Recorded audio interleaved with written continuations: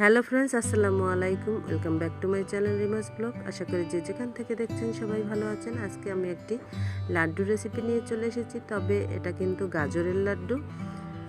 তো রেসিপিটি দেখে কেমন লাগে জানাবেন সবাই। তো আমি একটা লাড্ডু ভেঙে আপনাদের দেখাচ্ছি, তো দেখতে থাকুন।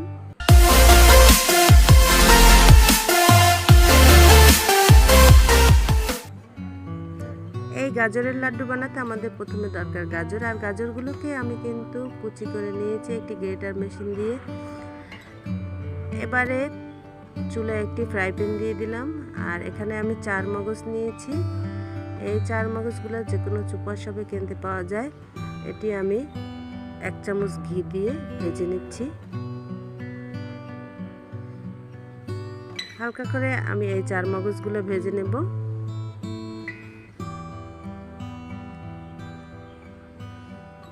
এই 4 মগজগুলো কিন্তু দোকানের লাড্ডুতেও দেওয়া হয়, আর এই জন্যই আমি এটা কিনে নিয়ে এসেছিলাম। যখন আমি কলকাতা গিয়েছি তখন কলকাতা থেকে নিয়ে এসেছি। বাংলাদেশেও সব দোকানে পাওয়া যায়। তো 4 মগজগুলো আমি ভাজতে ভাজতে আপনাদের সাথে একটু কথা বলে নেই। এতদিন যারা আমার ভিডিওগুলো দেখেছেন, যারা আমার চ্যানেলের পাশেই ছিলেন, আশা করি আজও থাকবেন এবং পুরো ভিডিওটা দেখবেন। গাজরের লাড্ডু এইভাবে বানিয়ে একবার খেয়ে দেখবেন, অসাধারণ লাগে। একবার যদি খান এরকম বানিয়ে, জীবনও এর স্বাদ ভুলবেন না। আর সাবস্ক্রাইব করে আমার চ্যানেলের পাশে থাকবেন। যারা নতুন, আজকেই কেবল আমার চ্যানেলটা ভিজিট করেছেন, অবশ্যই সাবস্ক্রাইব করে দেবেন, পাশে থাকা বেল বাটনটি প্রেস করে দেবেন। আমি এখানে পরিমাণ মতো প্রায় 2 টেবিল চামচের উপরে ঘি দিয়ে দিয়েছি, আর দিয়ে দিয়েছি দারচিনি, এলাচ। এগুলো ঘির মধ্যে আমি একটু ভেজে নেব। আর এদিকে আমি 5 থেকে 6টা কাজু বাদাম কুচি করে নিয়ে সেটাও আমি ঘিতে ভেজে নিচ্ছি। এই দারচিনি, এলাচ এবং বাদামগুলো ভাজতে ভাজতে হালকা একটু ভেজে নেব। এরপর আমি এর মধ্যে গাজর কুচিগুলো দিয়ে দেব। দিয়ে দিচ্ছি গাজর কুচি, এই ঘিয়ে ভেজে নেব গাজর কুচিগুলো। গাজর তো আমরা এমনিতেই খাই, কিন্তু এটা দিয়ে হালুয়াও আমার চ্যানেলে আছে, আপনারা আই বাটনে দেখতে পাবেন, আমি এর লিঙ্ক দিয়ে দেব। আর এই গাজর দিয়ে যে লাড্ডুটা এত অসাধারণ হয়, আসলে না খেলে বোঝা যাবে না। গাজর দিয়ে যেমন হালুয়া হয় তেমন লাড্ডু হয়।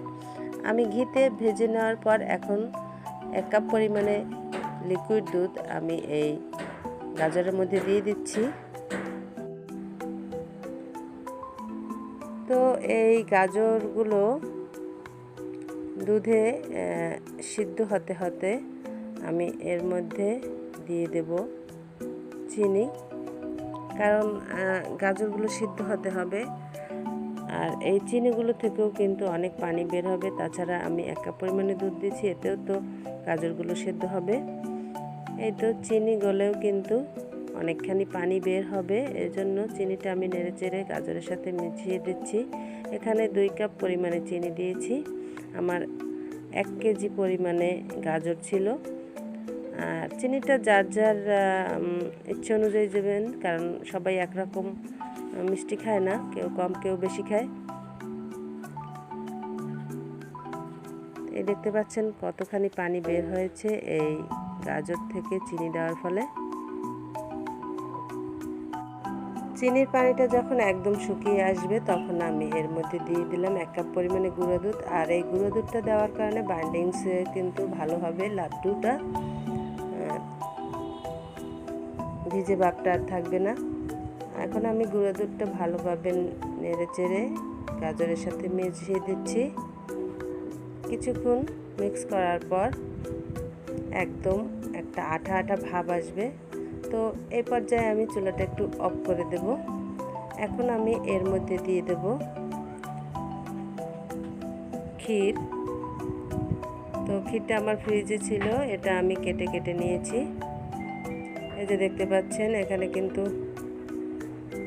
একদম শুকিয়ে এসেছে। এই পর্যায়ে আমি ক্ষীরটা অ্যাড করব। এই যে ক্ষীরটা আমি অ্যাড করে নিচ্ছি।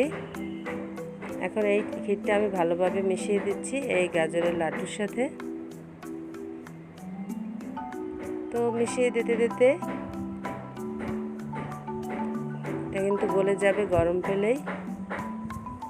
আর এই ক্ষীর থেকেও একটু পানি বের হতে পারে, সেটাও আমি ভালোভাবে জাল করে শুকিয়ে নেব। এইভাবে পুরো গাজরটাকে আমি ভালোভাবে নেড়ে চেড়ে শুকিয়ে নিয়েছি, দেখতে পাচ্ছেন। এখন একদম প্যানের গা ছেড়ে চলে আসছে, কিন্তু গাজরগুলো একদম লেগে থাকছে না কোনো কিছুই। আর এখন আমি চার মগজগুলো ভেজে রাখা সেগুলো দিয়ে মিশিয়ে দিচ্ছি ভালোভাবে।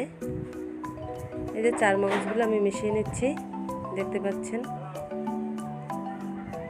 অসাধারণ একটি রেসিপি, আশা করি আপনাদের সবার ভালো লাগবে। আর রমজানের ইফতারিতেও এই রেসিপিটা আপনারা রাখতে পারেন ইফতারি হিসেবে, খুবই ভালো লাগবে খেতে। সারাদিন ক্লান্তি রোজা রাখার পর এরকম একটি মিষ্টি লাড্ডু খেতে কিন্তু খারাপ লাগবে না। তো আমার গাজর কিন্তু একদম হয়ে গেছে, এখন এটিকে সার্ভ করার পালা। এবারে আমি একটি সার্ভিং বলে এটাকে ঢেলে নিচ্ছি এবং এটাকে ঠান্ডা করে নেব। এভাবে কিছুক্ষণ রাখার পর আমি একটি ছড়ানো প্লেটে ঢেলে নিচ্ছি।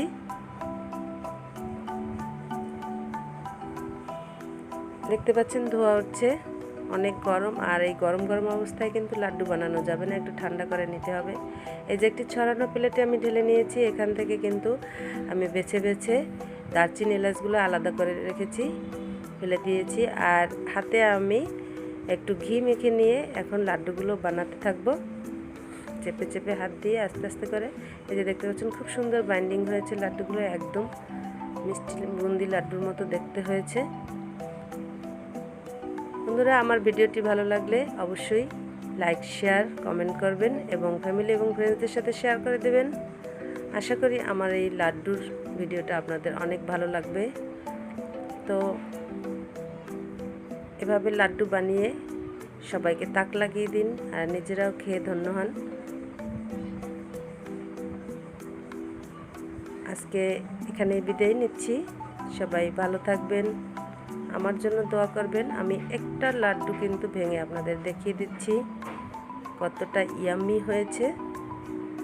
তো সবাই ভালো থাকবেন, আজকে আর নয়, এখানে বিদায় নিচ্ছি। আল্লাহ হাফেজ।